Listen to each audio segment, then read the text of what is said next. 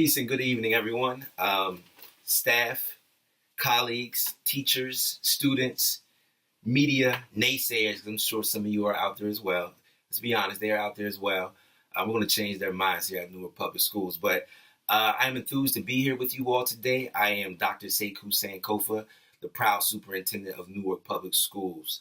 I've been a resident in Newark for approximately a year now, and I trust that the future is going to be bright. And I say that because Newark has a very interesting can-do spirit that I cannot ignore.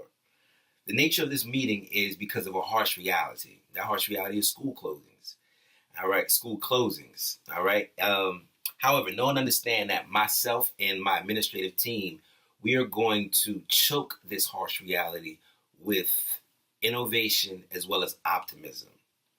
All right. And when you all receive this presentation, I want you to keep in mind my optimistic lens. And my optimistic lens is very simple. It is as follows. All I have is you. All you have is me. And all we have is we in regards to the educational community. Moving forward. So we know that our school district consists of 66 schools. Out of that 66, there are 35,329 students. In the primary level, 15,412. Middle school, 9,404. High school, 7,785. And special needs students are 2,728. Two of our biggest concerns within our school district is graduation rate. Students are graduating at 69%.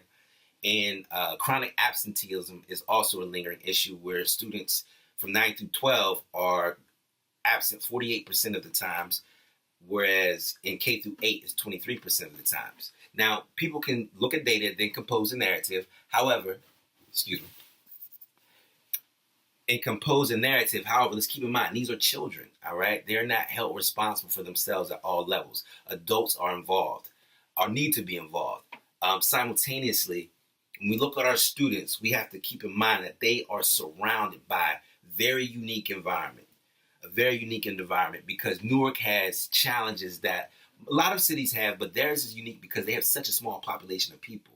Newark consists of a consistently 270,000 people. Last year, there were 100 murders, 100 rapes, close to 100. Robberies was 1,334. Aggravated assault was 1,104. Burglaries was 1,138. And motor vehicle thefts. Motor vehicle thefts were 2,122. Now, I pronounce that last data with emotion because growing up in Pittsburgh Public Schools, I remember the movie New Jersey Drive, all right? New Jersey Drive was basically chronicling the car theft issue in Newark.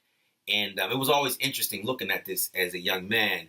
And here we are, score of years later, and they're still having the issue. When I speak about my team and I using innovation, it's something like this. If students or youth are stealing cars at a tremendous rate, let's reframe their focus and put them in programs where they can learn how to fix cars, participate in racing cars, create a stadium where they can actually race something. But we have to do something. When we see that students are looking one way, we must reframe that picture so it can be something that we can glorify instead of frown upon. Also in the 80s, Newark, like many black cities across America, suffered tragically regarding crack cocaine being strategically implemented into the urban area. Now, here's the detail with this. In the 80s, because of crack, it was considered a law enforcement issue. Now, in 2017, flirting with 2018, opioid use or abuse by white individuals is called a public health issue. All right. So we're going to make sure that we're being very transparent as leaders here. We're going to be looking at how race has an effect on our school districts as well. Because clearly, when you see this, how they're calling it an issue for the law then and now a public health issue, anyone can see that that's clearly racism. So school closings. We're going to be closing some schools due to budget strains. It was forecasted that we're supposed to be closing 5 schools. I'll speak on that later. But what exactly is school closing? We know that schools close, but my team and I realized that when schools close, cultural institutions of the community are destroyed. Um, and that's a problem. We can't close a lot of schools because these schools mean something to people. And exercising humanity, I understand this because my high school closed 5 years later after I graduated, and now they're condos in Pittsburgh, Pennsylvania. So we're not going to be taking that approach when we do close schools. Um, and again, we are going to choke this reality with optimism as well as innovation. And I say it to say we're just not going to close 5 schools. What we're going to do is, let me get back with you on that. I'll share that in a minute. But ultimately, the metrics we use for deciding what schools are closed, we looked at the elementary, middle school, and high schools. In those schools, they house 16,647 African Americans, 15,672 Latinas, and 2,758 white students. The metrics we used were academic performance, absenteeism rate, building funds per school, and lastly, school proximity. Absenteeism in 2015-2016, only 44% of our students were present 95% of the school days or more. That is an issue we have to address. 30% of those students were absent more than 10% of the school days. And in pre-K, 44% of the students had chronic absenteeism, whereas in the 12th grade, 59% had chronic absenteeism rate. And those were the highest amounts of students that were absent. Now, I want you to look at this, what we're really dealing with here. When students come into pre-K, they're chronically absent. When they leave high school in the 2015-2016 year, they were chronically absent. So the question has to be asked, when is instruction taking place, or how is it positively affecting the students if they're chronically absent going into our school district and then leaving our school district? All right. I mentioned already that graduation rate is at 69%, and our assessments are at 28.4%, meaning those students who are meeting or exceeding expectations. That, in compared to the chronic absenteeism, does make sense, but we have to make it right.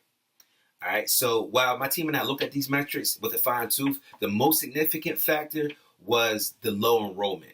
All right. So the 2 schools with the lowest enrollment that we will be closing are New Leadership Academy as well as Fast Track Success High School. Both of those schools combined for $5 million, but they have very few seats being filled. Now, when I say close them, I want that to be asterisk. We're going to close the schools. However, we are going to repurpose them and make them into community schools. All right. Now, what is a community school, Dr. Sankofa? A community school serves as an educational institution and a center of community life. All right. Our community schools are going to be like magnets to our men, women, and children in the community, meaning that it's going to attract them.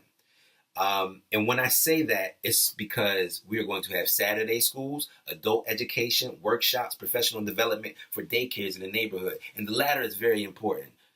These students are coming into our district disadvantaged. So we are going to reframe that as well. And we're going to bring the daycares into our schools, the daycare administrators into our school, train them effectively so students can have a more fluid exchange leaving daycares and going to pre-K. All right. So that's the type of innovation I'm speaking on. Additionally, we're going to be creating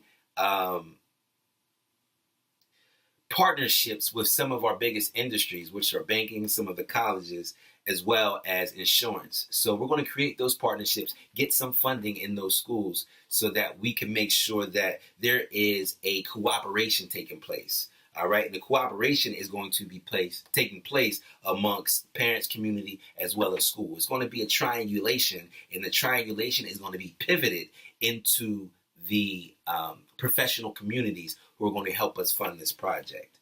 All right. So with that being said, I have a great team of leaders here who are going to help implement, and they are going to share finer details of how this is going to take place. All right. So we have our Chief Academic Officer, Andrea St. John. She is going to give you some fine fingerprint details regarding how we are going to maintain student outcomes as these 2 schools close. Our Deputy Superintendent Officer, Dr. Barbara Bocci, she is going to, pardon me, she is going to provide other details regarding transportation, facilities, finance, and the well-being of teachers and students who are going to be affected by the school closings. And then we have our Chief Family and Community Executive Officer, Denver Baptiste, who is going to be talking about the well-being of, he's interested in the well-being of everyone. I meant to say that. And he's going to share how we're going to support families during the close. So without further ado, our Chief Academic Officer, Dr. Andrea St. John. Thank you. Now, the partnership that I previously mentioned with the city of Newark is something that we definitely need to work on. The superintendent and I will be working on within the next 3 months to work with the mayor to come up with a plan for which city offices he would be best suited to be at our city, a community school, so that they could serve more students and more of our adult learners within the city. And something that definitely doesn't have to happen overnight, but we definitely would like to repurpose those buildings that are being closed so the students can be redirected to other high schools in a way that would benefit our teachers and our other stakeholders in a more inclusive and productive way, so that we are not just operating in a silo, but we are working with other initiatives within the city that might have the same objective as us. So we just were really interested in partnerships that have to do with academic enhancement of students and help them reaching their goals together. So the students who will be redirected, definitely we have a plan for them. And we want to make sure that we support their parents and we give their parents the options that we've come up with. If their parents really would like to explore other options, we're definitely open to that as well on a case-by-case basis. But we definitely wanted to make sure that our decision would impact less student educational interruption as possible, and that we made the decision on which schools to close based off of something that, a criterion that was less, that had more to do with enrollment or attendance data than any other factor. So we want to make sure that our schools are serving students well and that we are using all the resources that we have. I wanted to take this time to introduce to you our COO, Miss Barbara Boecki, so that she could tell you, what's her plan for making sure that students get to school and have a smooth transition, and that we work on creating these community schools together as a cabinet of chiefs who support our superintendent. Thank you very much, and I hope that you enjoyed my presentation. Thank you so much, Dr. St. John, for that introduction. I know that Dr. Sankofa and Dr. St. John have already started you on the path to understanding what we're doing and why we're doing it. And now I'm going to come and talk to you about the reasons or what this meeting is all about from an operational standpoint. First, I'd like to once again talk about the new plan for Newark. We know that the community desires to have power in implementing its own vision, and it's fair. I think for so long, especially starting with the state takeover and with the One Newark plan, a lot of the decisions were taken away from the community. We finally have community control of our community schools.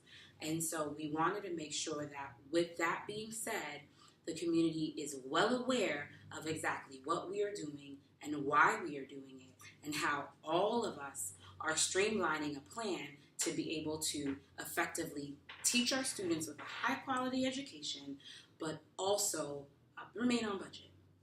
So let's talk about 1995 and the things that happened. As you already know, we're going to have to close schools. But I want to give you a little bit of a history lesson as to what happened in 1995 and what we are going to do at this time. In 95, the state took over. And between 1995 and up until fairly recently, multiple schools were closed down in the One Newark Plan. And as district schools were closed down, those schools were turned into charter schools. Now, the issue was schools had to be closed. The Newark School District was in a $1.3 billion deficit, and money was not falling from the sky. So something had to be done. However, the issue is that a lot of the schools that were closed were disproportionately in Black neighborhoods. About 90% of the schools that were closed affected Black children, whereas the district as a whole was not 90% Black and is still not 90% Black. So we took a very big look at what has been done historically and what we want to do. So once again, multiple schools were closed down, and the revenue from those schools was turned over to help start charter schools. And I know that caused a lot of unrest within the community. Once again, that's why we're going back to the idea that we want community schooling, which has already been mentioned before. So number one, a lot of schools were closed. Upwards above 10 schools were closed within the time of the One Newark Plan and state control. The second thing that happened is that students were bused from here to there. Now, the great thing is that the One Newark transportation was created. However, teachers also suffered in this in our past. Usually, all of the staff was let go, and teachers were hindered and hurt by this process. They lost their jobs as if they weren't working as hard as they could for the students that they had. So, in this renewal and redistribution and reconstitution and essentially turning over the entire staff, we want to let you know that in this new phase and in this new plan, we will not be doing that to teachers. So, where are we now? Where we are now is the state has reduced our budget by 20%. It's hard. It is horrible. We are living in an austerity environment where a lot of our budgets are made based on austerity measures because we are still recovering from 2008 and 2009. With that being said, we as an administrative staff realized that we needed to shave our budget by 20%, and we're given the directive to close up to 5 schools. 5 schools. That meant countless numbers of children who were going to be misplaced.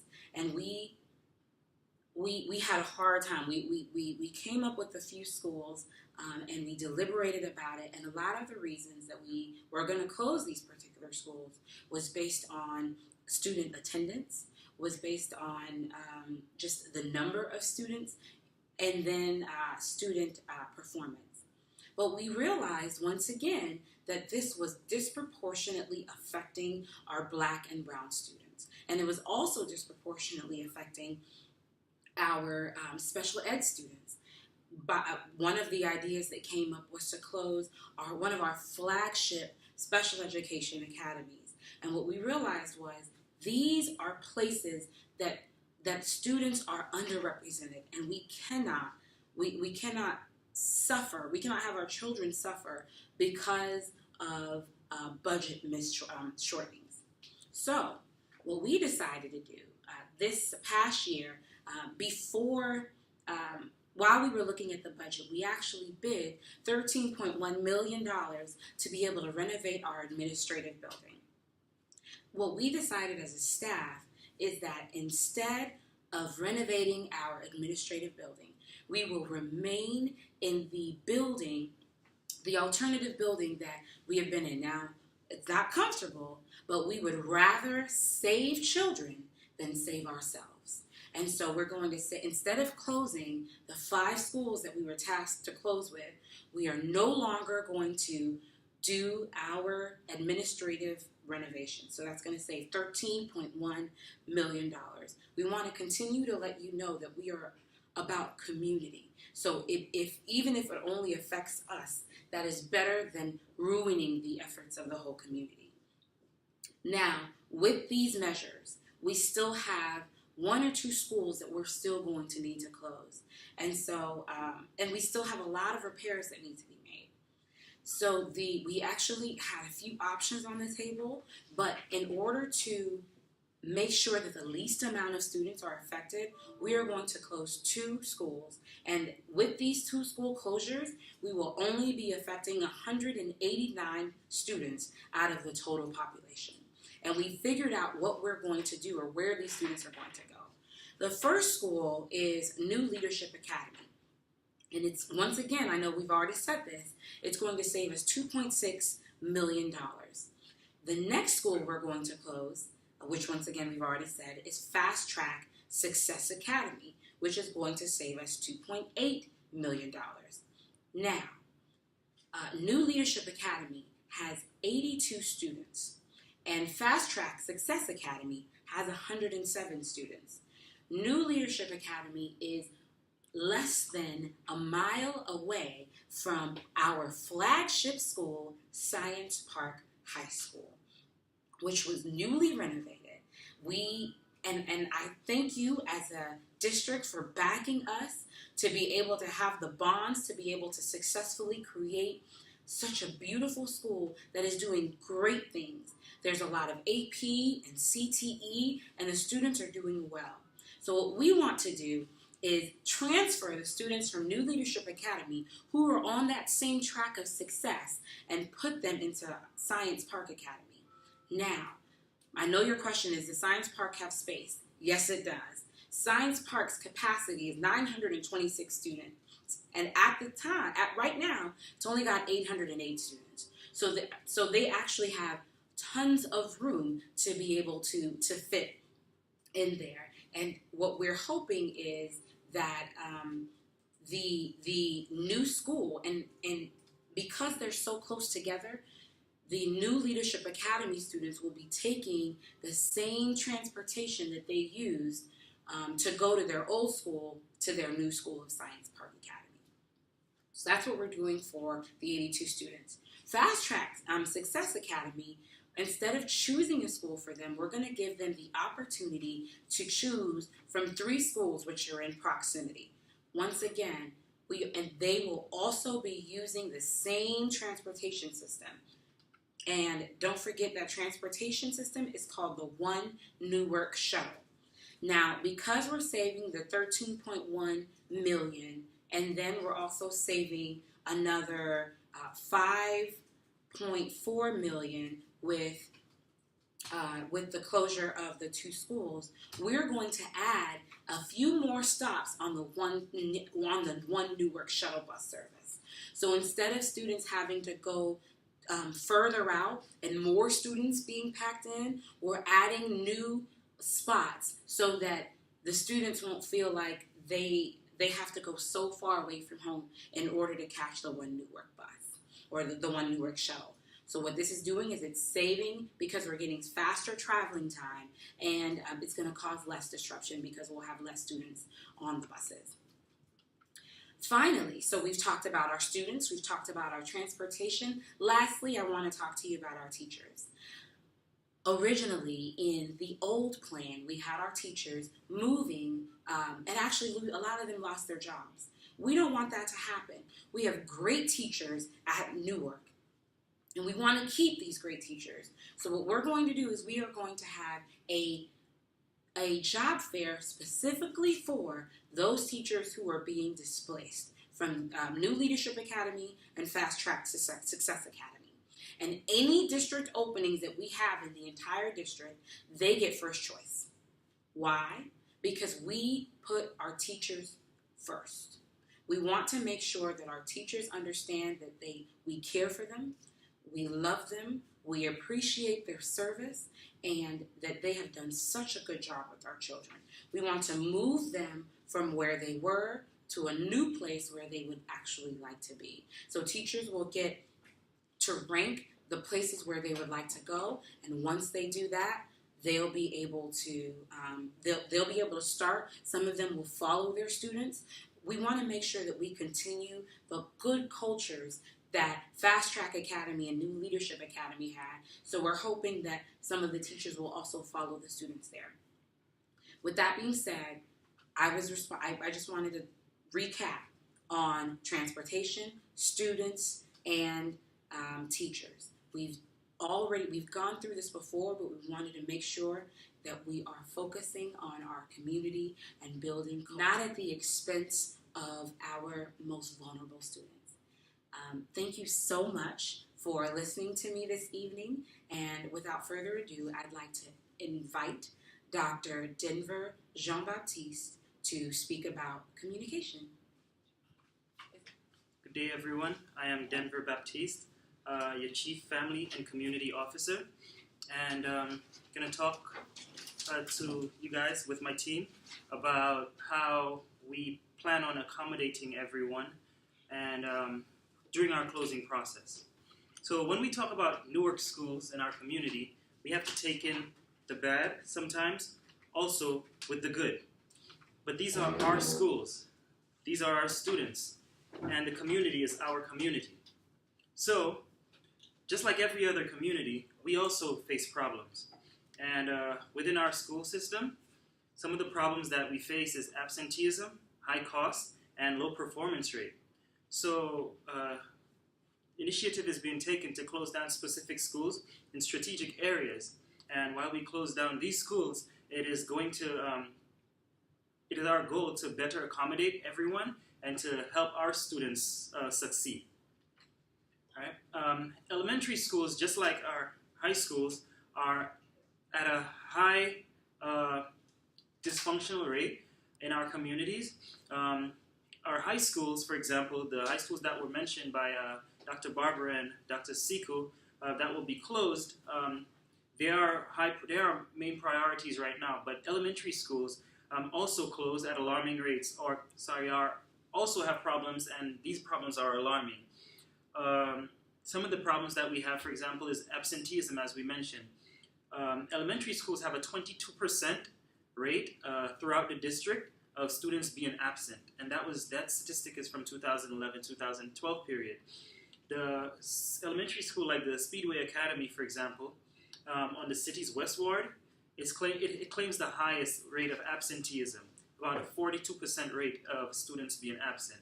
And nationally, we have a 13% student absenteeism rate in our elementary schools. Now, all of these schools, they're important also, but right now our priority is the high schools because their absenteeism rate is actually higher. So these are the ones that we're considering first to help. Advocacy groups for the children of New Jersey found chronic absenteeism to be disturbing, and it's so high across our district. And that rate of absenteeism, it affects many other components in our community. Now, there are a number of great things that could happen across our schools, but if the child is not present in the classroom, it makes it very difficult for educators to help them to succeed. And coupled with all of that, with the high rate of absenteeism, and we said that additional things that cause burdens in our community is the cost of schools. So we have reduced government funding, right? So with that reduced government funding, it becomes more expensive to accommodate our students at specific schools. Efficiency also in test scores is very low, and the number of students enrolled is also affected, right? But we want to keep our students in the schools, right? We want to get the students there, get them there safely, and keep them in the schools and educate them. So let's look at some things that has been done before to help accommodate these students in the schools. And one of the things that we did, was the administration before did, was that principals were required to work with community members and other district employees to reach students that were consistently neglecting or negligent in schools. These students were negligent in schools. So these principals and community members created a personal accountability plan to increase attendance. But what we found in this administration that was counterintuitive to what they did before was that the district laid off 46 attendance counselors. And these attendance counselors at the time were charged with locating students and that were constantly absent, right? And these students that were unaccounted for. And within our administration, we want to create a system of accountability where specific counselors or administrators will work with community members and principals to help find these students and get them in schools and keep them in the schools. Other things that was looked at before, we saw in our district, Mayor Rass teamed up with Superintendent Chief Surf to create an initiative that aimed at bringing a variety of new supports for students at struggling public schools. And $12.5 million was allocated to rescue needy Newark schools. So this money, we have taken portions of this money that is allocated to our administration to provide a variety of support for students in these city's neediest schools. Right? The initiative has revealed. So we'll create this initiative to support our needy students, and we think it's necessary, even with this money and with our plan, to close the schools mentioned, right? But we will not just close the schools mentioned. We will help, as we said, throughout the transition process. Before, also, one prior to ours was they used an algorithm where the students with the lowest family with the lowest income or disabilities were given top priority in this selection process for specific charter schools. And while this increased the percentage of students that got the schools of their choice, this we found was also highly inefficient in some ways because it didn't accommodate everybody, and students did not have, even throughout with this formula,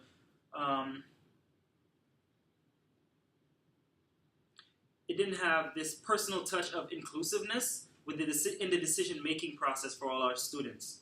So our main outlook our main goal is to focus on reform and prioritizing the closing, and prioritizing our students and their families as the school close. So our strategy is to improve basically all educational outcomes, and improving educational outcomes means that we look for more of your input, more of the community's input in our decision-making process. So the things that we will do now is to create a more pluralistic, or to regard or look at the schools as more of a pluralistic organization. And in this pluralistic organization, our success depends on the communication between the members that are affected and also our administration. So the criteria that we're using to close these schools, as was used before, was based on the cost, the high cost, as Dr. Barber mentioned, and also the inefficiency in their test scores. And in addition to that, the number of students that also attend these schools. But coupled with all of that, all of these criteria for closing, we should also include in our standard, right? We should also include more of an involvement with the people that are affected. So you will have a say in how or the transition process in this closing, in our school closing, in these schools closing. So what we will do now, some of the additional things that we will do now is to inform all persons affected by the possible closure of the schools. We will also have forums where people affected in the community will have input on possible ideas to help with the transition process, right? We'll also get statistics on school closure. We'll do research. In addition, we'll focus on places that the students will go as these schools close. So we'll give them additional academic support because the students are our first priority and the people that are affected. In addition to the forums that we'll have, as Dr. Barber mentioned, we'll implement career placement strategies and support for teachers affected by the closure. So as we have specific, these teachers affected, for example, will get first priority in the schools that they would like to go to or they could get to teach in, or first priority in employment overall. We'll also look at the parents affected or involved. We'll take field trips, if you would like also, as part of initiating the students and providing them with options for potential schools that they might want to attend. We'll have transition programs, a transition team to help people involved with the change in the schools, right? And there should also be a board that promotes this seamless transition. Overall, we were looking for stability within the students that are affected, their family, and in our community. So stability with regards to our community, our staff, the members in our community. We want to do everything that we do. We want to do it in a professional way that respects everybody that is affected, that shows respect to everybody affected.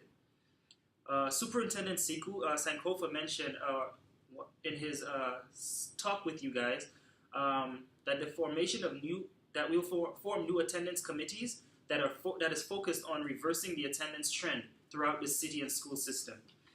And he said also the best response to research is action, and this is what we're committed to doing within the weeks and months ahead, and we want to do that with you. Dr. Barbara Boeshe said today that the bad news is that our students in Newark are missing out of thousands of instructional hours, right? And if they miss these thousands of instructional hours, academic success is hindered. So we want to get our students in school. We want to keep them in school and have them come out with the highest success rates. And their success rates depends on them being in school. So we want to help in that process. Dr. Andrea St. John will speak. Dr. Andrea St. John spoke, and she described Newark students as resilient. Right? We have street violence, she said. And that's yet another reason to keep our students safe. So we want to make this transition as seamless as possible. So our team is interested in getting or accommodating everybody and making this process, this transition process smooth. I want to remind us all that we cannot do it alone, and it takes a community to foster community. So let's work together in this turbulent time while our schools are closing to accommodate and to help our students succeed. Thank you. I would like to thank you, parents, students, community leaders, and all stakeholders present here today. I would also like to give another special thanks to the Newark Public School Administration staff, which is Dr. Boachi, Dr. St. John, and Dr. Baptiste, for their transparency and their rationale for the action plan that we have, which is about to take place. The decision to close schools was something hard for us to grapple with, but one thing I want you all to understand is that the team that we have assorted here has constructed a lens that we use to make decisions that are both just and we do it with ethics as well. We know that there is glaring disparities across the world, across the nation, as well as Newark, New Jersey, regarding Black and brown students. And we were going to make sure that we do everything that is necessary to push forward and make sure that students have things at hand that is conducive for their growth and development so they can be cultural ambassadors and be able to compete not only with other school districts close to Newark or in the nation, but worldwide. Thank you all for coming. I also wanted to make one note before you all go. Our efforts in changing these schools into community schools is to make sure that they are used specifically to foster the growth and development of the adults as well as students, and those students who may be at risk as well. And like I said, that effort that we're going to be doing is parallel to our social responsibility as educational leaders. Thank you.